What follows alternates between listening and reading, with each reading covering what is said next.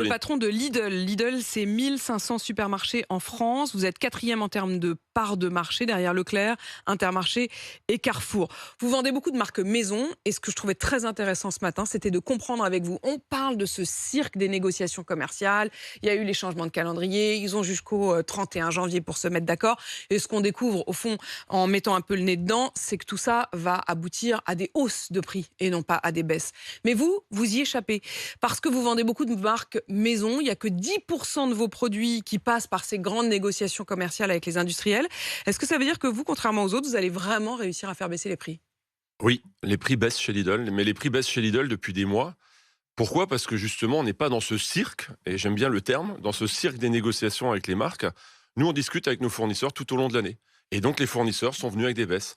Donc, on a baissé les conserves de 15%, on a baissé la viande de 10%, on a baissé le café de 10%, on a baissé, et on va continuer à baisser le rayon traiteur.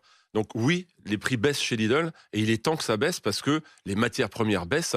Donc il faut redonner ce pouvoir d'achat aux Français et c'est ce qu'on s'efforce à faire tous les jours. Alors vous gagnez des clients. On a vu d'ailleurs que Lidl avait été un véritable phénomène, y compris en Angleterre, en Allemagne, pour les fins d'année, Ouais. c'est-à-dire y compris pour venir dans vos magasins, ce que les gens ne faisaient pas forcément juste au moment des fêtes. Ils se disaient on va quand même aller chercher les produits plus luxueux, plus Mm. festifs ailleurs. Ben non, cette année, ils ont changé leurs habitudes.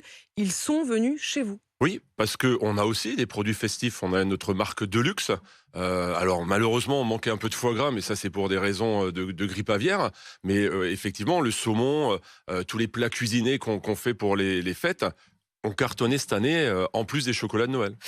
Vous vous attaquez d'ailleurs à vos concurrents, y compris par des pubs, et c'était assez frappant. Je recevais lundi Michel-Édouard Leclerc. Il y avait cette pub dans laquelle vous vous comparez, c'était grande page de pub que vous avez mis dans tous les journaux. Il y en avait une dans Ouest France et qui dit cela: nous avons recomparé encore, on est les moins chers encore, et schéma à l'appui, vous montrez que Lidl est 3,6% moins cher que Leclerc, 9,8% moins cher qu'Intermarché sur un panier de 300 produits. Michel-Édouard Leclerc l'a reconnu, c'était plutôt fair play d'ailleurs. Il a dit oui, c'est vrai, Lidl a vraiment réussi. Alors, ils ne vendent pas autant de produits que nous, disait-il, c'était sa manière de se rattraper, mais sur ces produits-là, oui, ils sont moins chers. En fait, je suis pas trop pour cette guéguerre sur Ouais, enfin, sur c'est les vous qui l'a batailles de lancé, prix. hein. C'est Ouais. sympa de dire je suis Non, pas non, non, trop non, pour, c'est mais en pas. même Non, temps, vous non, en non, faites non, votre c'est. Non, pub. non, non, non. Moi, je veux Mm. juste remettre l'église au milieu du village. D'accord. Leclerc a lancé ce comparateur qu'il a d'ailleurs depuis des années, sauf qu'il a franchi une étape. Et il compare aujourd'hui de la marque de distributeur avec de la marque premier prix. Mm. Ce sont des produits qui ne sont pas comparables. C'est pas juste. Et En fait, non, c'est pas vous, fair play. vous vous êtes mis là-dedans parce que vous vous êtes dit, en fait, à un moment, on peut pas laisser dire Je peux n'importe pas quoi. laisser dire n'importe quoi, je veux juste remettre l'église au milieu du village. Et c'est pour ça que j'ai fait cette comparative qui est basée sur des faits et sur des produits comparables. On peut pas comparer des Vous- knackis qui contiennent 40% de viande avec des knackis qui en contiennent 87. C'est juste ça que je En dis. fait, Leclerc a comparé des produits très bas de gamme. Avec des produits marque de distributeur très qualitatives. Et donc, évidemment, les produits bas de gamme étaient moins chers, mais parce qu'ils étaient moins bons. J'ai jamais attaqué le comparateur de prix de Michel-Édouard Leclerc. Je dis juste qu'aujourd'hui, il a franchi une étape qu'il n'avait jamais fait précédemment. C'est de comparer des marques de distributeurs sur lesquelles on travaille la qualité avec des marques premier prix où il n'y a pas la qualité. Vous avez dit qu'il y a déjà un certain nombre de prix qui ont baissé. Vous mentionniez les pâtes, le café. Est-ce qu'il y en a d'autres? Est-ce qu'il y a d'autres secteurs qui, jusqu'à présent, avaient échappé à ces baisses de prix, qui pourraient rejoindre ces baisses de prix dans les semaines ou les mois qui viennent? Les conserves vont arriver dans quelques jours. On va faire des baisses massives sur les conserves qu'on va mettre d'ailleurs en tête de gondole parce que c'est des produits qui, on le Sur sait, les légumes, sur des légumes, sur de la tomate pelée, des choses comme ça. On sait que c'est des produits qui sont plébiscités aujourd'hui par les Français. Pourquoi? Parce que l'inflation, donc plutôt que d'acheter un peu plus de frais, ils vont se mettre sur les conserves. Donc là aussi, on va taper très très fort sur les conserves pour baisser. Et comment vous faites pour taper très très fort sur les conserves? Est-ce que Il y ça a veut deux dire que vous choses. les achetez moins cher, les légumes, aux agriculteurs? Alors, quand on dit on veut combattre l'inflation, il faut pas mettre KO le monde agricole. Donc, je rejoins parfaitement Arnaud Rousseau, il faut faire attention. Qui est Mais le on peut patron de la baisser. FNSE, hein. Exactement. On peut baisser les prix sans toucher aux revenus du monde agricole. Comment on fait? Deux choses. Soit le fournisseur vient avec des baisses, parce que la matière première a baissé, parce que l'énergie a baissé, etc. Donc il vient avec des baisses.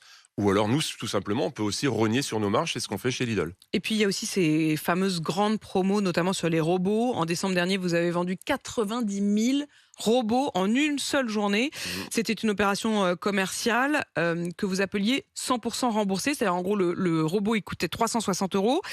Si on l'achetait, on avait 12 coupons de 30 euros qu'on pouvait utiliser sur les 12 mois suivants. Un par mois, c'est bien ça.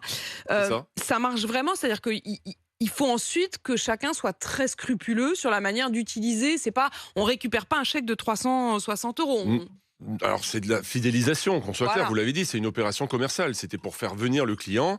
On en a vendu 90 000 en une journée, donc ça a plus que fonctionné. C'était un gros succès.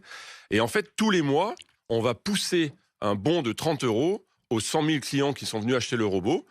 Donc, ils vont l'avoir en notification sur leur smartphone et ils vont passer, comme c'est des clients Ouais, faut pas fidèles. qu'ils se plantent, hein, parce que par exemple, le coupon 1, c'est du 29 janvier au 4 février. C'est une semaine. Voilà. C'est une semaine. C'est toujours la dernière semaine du mois. Là, toujours la dernière semaine de mois. Exactement, Bon, donc, c'est là où en général les Français ont le plus de difficultés en attendant le salaire, bien évidemment. Et donc c'est là qu'on va pousser par notification le bon de 30 euros. donc, faut se le noter carrément sur l'agenda, quoi. Hein. Non, on pousse une notification, hein, Pauline. Donc ils Bon. vont le voir, les clients. Vous Bon. inquiétez pas, on va leur rappeler. Michel Biérot, quand même, un mot aussi sur les guerres entre les grands distributeurs et les grands industriels. On a beaucoup parlé de la guerre Carrefour-Pepsi.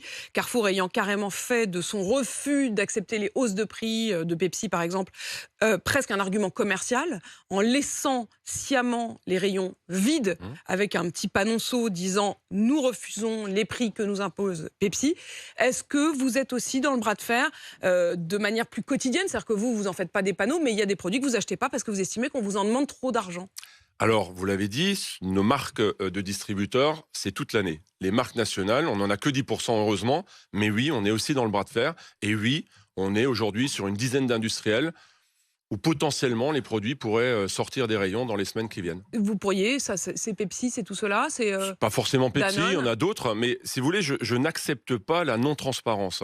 Qu'on vienne avec des hausses, pourquoi pas, et encore c'est difficile à entendre aujourd'hui, mais qu'on vienne avec des hausses sans aucune argumentation, pourquoi il y a la hausse, ça je ne l'accepte pas. Donc Surtout quand on découvre derrière que les marges en général ont été assez élevées. exactement, et surtout quand on connaît les négociations avec les marques de distributeurs où ça se passe très bien, parce que les gars ils viennent avec des justificatifs, avec des argumentations, et c'est imparable. Vous acceptez quand il y a une hausse. Merci Michel Biérot d'être venu Merci faire à le vous. point avec nous ce matin, vous qui êtes donc le président des magasins Lidl.